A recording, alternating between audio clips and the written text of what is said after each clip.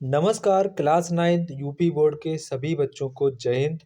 तो बच्चों आज हम आप लोगों के लिए एनुअल एग्जामिनेशन 2026 के लिए इंग्लिश का एक इम्पॉर्टेंट क्वेश्चन पेपर लाए हैं जो कि बच्चों आपके एग्ज़ाम के लिए काफ़ी ज़्यादा इम्पॉर्टेंट है। तो बच्चों आज हम लोग इस क्वेश्चन पेपर को सॉल्व करेंगे और देखेंगे कि आपके एग्ज़ाम के लिए कौन कौन से इम्पॉर्टेंट क्वेश्चन बन सकते हैं। अगर बच्चों आप लोग वीडियो पर नए हैं तो वीडियो को लाइक, सब्सक्राइब एंड शेयर करना बिल्कुल ना भूलें। तो बच्चों सबसे पहले आपको एग्ज़ाम में आप लोगों को सेक्शन ए दिया जाएगा जहाँ पर आप लोगों को एक दिया जाएगा पैसेज। उसी पैसेज के बेस पर आप लोगों से क्वेश्चन पूछे जाते हैं।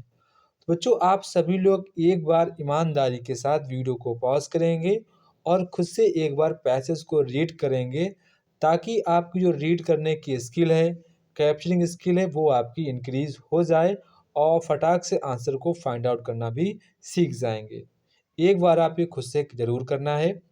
तो बच्चों यहाँ पर आपका जो पहला क्वेश्चन है, what did the lad find. यहाँ पर लेड मीन्स होता है लड़का, तो लड़के ने क्या फाइंड कर लिया था वो यहाँ पर आपको बताना है। तो यहाँ पर देखो लिखा a hungry lad found a jar. एक भूखे लड़के ने जार को फाइंड किया था। तो यहाँ पर आपको जो ऑप्शन है सी वाला करेक्ट हो जाएगा। Option number C will be right answer this question. इसके बाद आपका नेक्स्ट क्वेश्चन यहाँ पर है, what was in the jar. तो जार में क्या था, जो आपका जार था उसमें यहाँ पर क्या था। देखो यहाँ पर लिखा है a hungry lad found a jar with sweet in it, मतलब कि वो मिठाइयों के साथ था, मिठाइयों से भरा हुआ था। तो यहाँ पर आपका ऑप्शन नंबर डी हो जाएगा कि जार में आपकी स्वीट थी। इसके बाद आपका नेक्स्ट क्वेश्चन यहाँ पर है, how did how did the week of the jar. तो मतलब जार का जो वीकनेस पॉइंट था वो क्या था, वो थोड़ा सा नैरो था। कैसा था, jar had a narrow neck so his hand stuck in. तो उसका जो हाथ है उसके अंदर नहीं जा पा रहा था क्योंकि उसका जो जो वो आपकी नेक होती है जार की वो बहुत ज़्यादा सकरी थी। तो यहाँ पर आपका ऑप्शन नंबर बी हो जाएगा नैरो। क्या हो जाएगा, नैरो। इसके बाद आपका नेक्स्ट है, यहाँ से क्वेश्चंस आपके 3 क्वेश्चन से आपके पैसेज से पूछे गए थे।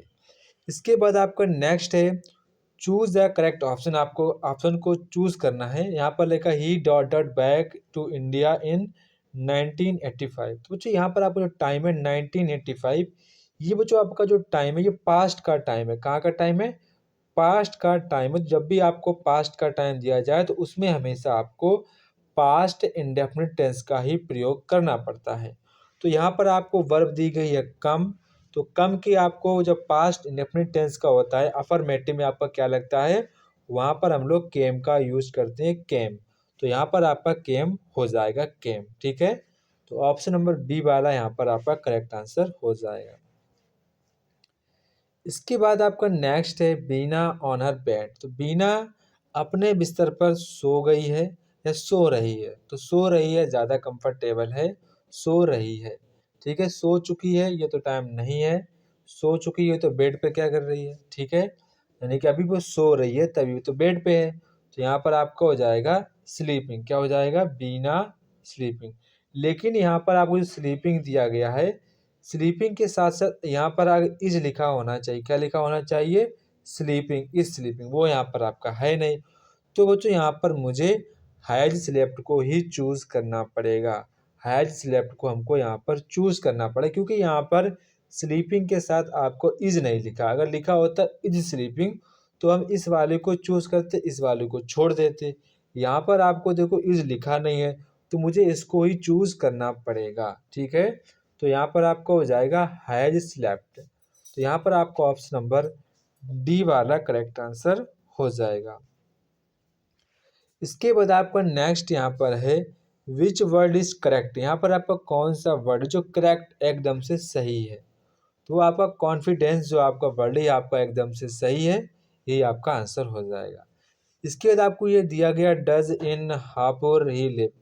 इसको यहाँ पर आपको अरेंजमेंट में लिखना है। सबसे पहला आपका आता है सब्जेक्ट, लेकिन ये आपका सेंटेंस कैसा इंटेरोगेटिव है। सबसे पहले आपका डज आएगा, क्या आएगा, डज आएगा। फिर आपका सब्जेक्ट आएगा ही, फिर आपकी मेन वर्ब आएगी तो लिव आएगी, फिर आपको यहाँ पर प्रीपोजिशन इन आएगी, फिर आपका ऑब्जेक्ट आएगा हापुर, इसके बाद आपको क्वेश्चन मार्क लगेगा।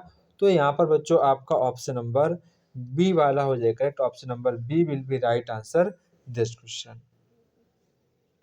इसके बाद आपका नेक्स्ट है we get dot dot egg in next, तो इसका आपका हो जाएगा एन। एग से पहले एग है तो आपका तो एन लगेगा, आर्टिकल क्या लगेगा, एन लगेगा। इसके बाद आपका नेक्स्ट क्वेश्चन फिर से आपको दिया गया है पैसेज, उसी पैसेज के बेस पर यहाँ पर आप लोगों से क्वेश्चंस को पूछा गया है। तो सबसे पहले एक बार आप लोग पैसेज को रीड कर लेंगे ताकि आप चीज़ों को समझ सकें और अच्छे प्रकार से क्वेश्चंस के आंसर दे सकें।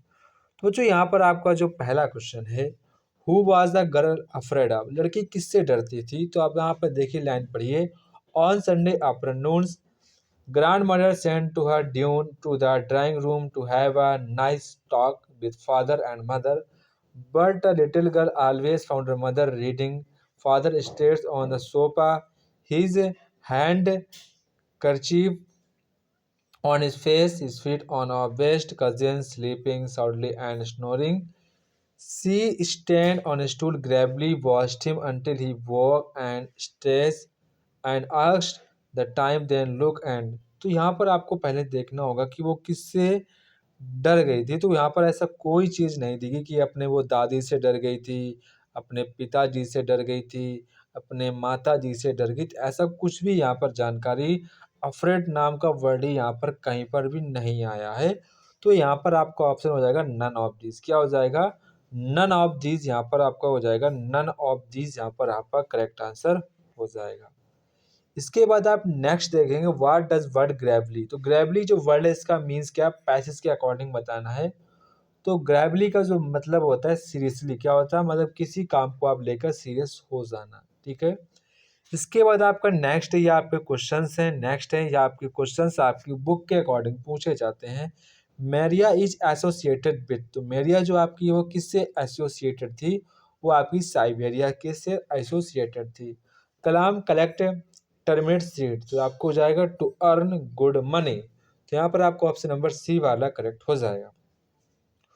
Who told the story to the writer, जो स्टोरी है किसकी राइटर है, तो ये आपको पता होना चाहिए। जो स्टोरी है हिज ग्रैनी की, किसकी है, ग्रैनी राइटर की स्टोरी है।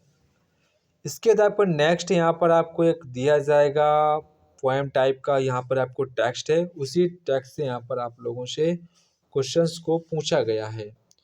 तो यहाँ पर आपका जो पहला क्वेश्चन है, what is the rhyme scheme of the given stanza, तो ये जो आपकी इसकी राइमिंग है, अब आप देखें कई सारे बच्चे कंफ्यूज हो जाते हैं इसकी राइमिंग क्या है। देखो यहाँ पर सबसे पहले अगर हम इसको ए मान लें, देखो यहाँ पर फ्री बी, तो ये आपकी ए समान हो जाएगी। मेड ग्लेड, मेड सेम, जिसको मैंने बी मान लिया तो उसको बी, तो आपकी राइमिंग क्या है, ए बी, आपकी राइमिंग क्या है, ए बी आपकी राइमिंग हो जाएगी, ठीक है। ए बी आपकी राइमिंग हो जाएगी। तो यहाँ पर आपको ऑप्शन नंबर डी वाला करेक्ट आंसर हो जाएगा। इसके बाद आपका नेक्स्ट है what does the poet want to build, जो कवि है क्या बनाना चाहता है, वो यहाँ पर आपको बताना है। वो कवि जो आपका है वो क्या बनाना चाहता है, वो एक स्मॉल कैबिन को बनाना चाहता है। ऑप्शन ए आपका करेक्ट हो जाएगा। इसके बाद आपका जो बहरान लिव्ड है वो कहाँ पर रहता है, वो बेसिक रूप से थर्ड फ्लोर पर रहता था। तो यहाँ पर आपको ऑप्शन नंबर डी वाला करेक्ट आंसर हो जाएगा। इसके बाद आपका नेक्स्ट है the boy is asking mother to give him, तो बॉय ने अपनी माताजी से मांगा था तो उसको माताजी ने क्या दिया था, तो मैंगोज दिए थे। क्या दिए थे, मैंगोज दिए थे। The currency of kingdom was फूल वाज, तो ये हो जाएगी आपकी दूधू की, इसकी हो जाएगी डुड्डू की हो जाएगी।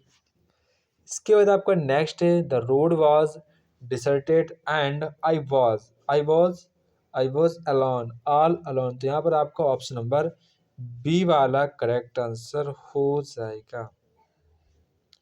इसके बाद आपका नेक्स्ट क्वेश्चन है at grand mother toto through, तो हो जाएगा अ ग्लास, यहाँ पर आपको ऑप्शन नंबर सी वाला करेक्ट आंसर हो जाएगा।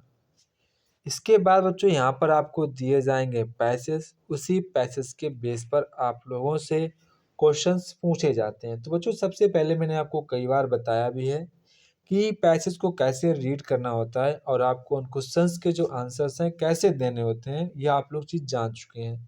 पहली बात तो आप पैसेज को जितना जितना भी आपका पैसेज है उसको आपको अच्छे प्रकार से पढ़ेंगे और उन चीज़ों को समझेंगे जो चीज़ आपसे क्वेश्चंस में पूछा गया है। तो सबसे पहले आप इस चीज़ों को खुद से करने का प्रयास करेंगे, इतना ज़्यादा कठिन नहीं कि आप इन क्वेश्चंस के आंसर ना दे पाएँ। काफ़ी आसान आप इनके आंसर दे सकते हैं, अच्छे प्रकार से भी दे सकते हैं, मुझे पूर्ण विश्वास है।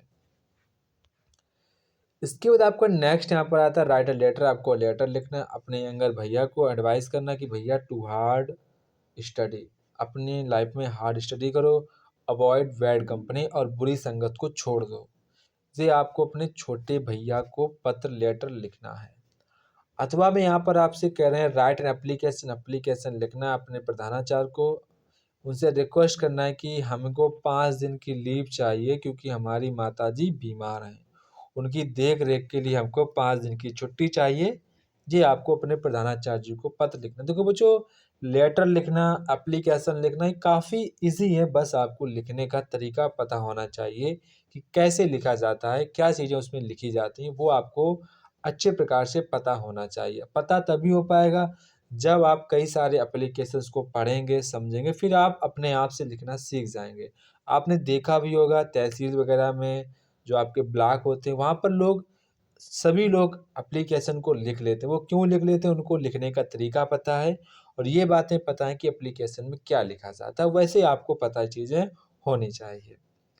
इसके बाद आपका नेक्स्ट है आंसर एनी वन। आपको आंसर किसी एक का आंसर देना है। ये शायद मैं पहली बार देख रहा हूँ पेपर में ऐसा पूछा गया है, कई बार पैटर्न को घुमा फिरा के पूछा जाता है, तो अच्छी बात है, इससे आपकी नॉलेज में काफ़ी ज़्यादा इम्प्रूवमेंट होती है। तो यहाँ पर आपको सबसे पहले 100 से 100 वर्ड का यहाँ पर आपको आर्टिकल लिखना है अपने फादर पर। वो आपको यहाँ पर हेडिंग भी पहले से दी गई, name and qualification, nature, dress, qualities, his hobby. इन्हीं हेडिंग पर आप लोगों को अपने पापा के ऊपर आर्टिकल लिखना है, ठीक है? तो आपको हेडिंग यहाँ पर नहीं बनानी पड़ेगी। जब भी आपको लाइफ में कभी भी आर्टिकल लिखना पड़े तो हेडिंग बना के ही लिखना पड़ता है, ठीक है? इन बातों का आप ध्यान रखें। इसके बाद आपका नेक्स्ट यहाँ पर है और मैं आपको दिया गया है, ठीक है? यहाँ पर आपको मोबाइल फ़ोन्स जो यूज़ हैं इनको विषय में आपको मिसयूज़ और यूजेस के बारे में यहाँ पर आपको आर्टिकल लिखना है।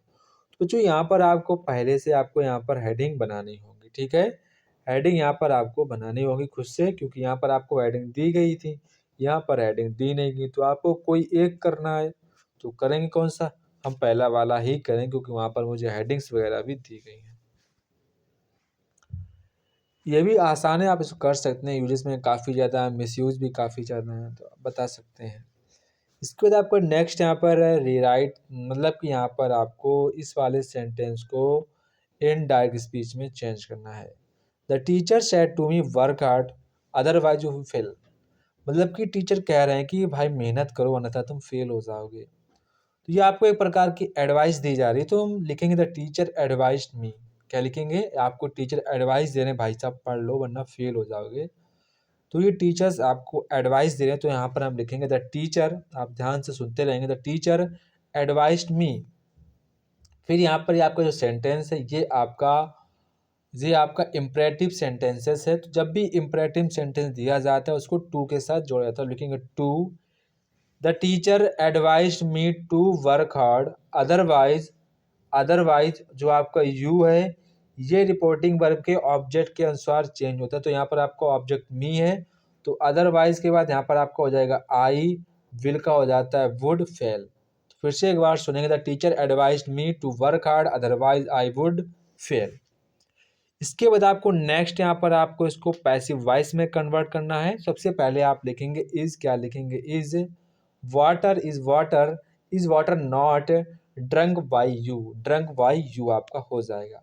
इसके बाद आपको इसको पंचुएट करना है, तो आई का आई बड़ा बनाएंगे, I am going to, Ali का ए बड़ा बनाएंगे, tomorrow to play a hockey, hockey का एच बड़ा बनाएंगे, मैच, ठीक है?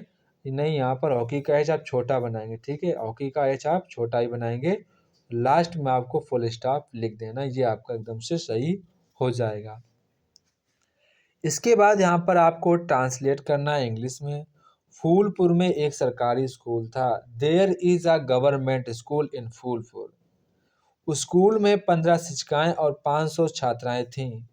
There are 15 teachers and 500 students in the school. उस स्कूल की इमारत बहुत छोटी थी। The school buildings is very small. School के सामने एक मैदान था। There is a playground in front of school. छात्राएं उसमें खेलती थीं। The students play in it. ये आपकी यहाँ पर स्टोरी बन जाएगी। यहाँ पर आपको स्टोरी में बेसिक रूप से देयर का यूज बताया कि देयर का यूज कैसे किया जाता है, वो यहाँ पर आपको सिखाया गया था।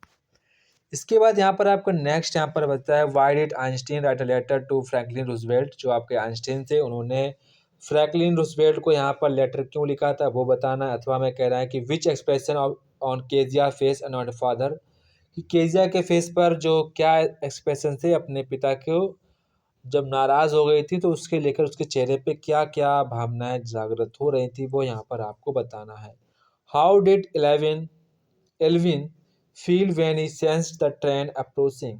ठीक है, और मैं आपसे कह रहे हैं कि how did doctor get away from the grip of the snake. इसके बाद आपका नेक्स्ट यहाँ पर है आपको किसी एक का आंसर देना, जो भी यहाँ पर आपको आसान लगे वो यहाँ पर आपको आंसर दे देना है। ठीक है, इसके बाद what was the things does wine does the first stanza about rivers. यहाँ पर आपको ये वाला नहीं करना होता, इसमें आपको 4 लाइंस की पोएम लिखनी, हमेशा आपको यही लिखना है, ध्यान रखना है। इसके बाद यहाँ पर आपको सेंट्रल एरिया लिखना है, जो भी आपको आसान लगे वो वाला यहाँ पर आपको सेंट्रल एरिया लिख देना है। इसके बाद आंसर एनी वन, आपको किसी एक का आंसर देना है। What was the last wish of Cello, Cello की लास्ट विश क्या थी बतानी है। Wow how did Shiv inform Johnny, Shiv ने जॉनी को क्या इन्फॉर्म किया था। बैलेंस की मृत्यु के बारे में क्या इन्फॉर्म किया था वो यहाँ पर आपको बताना है।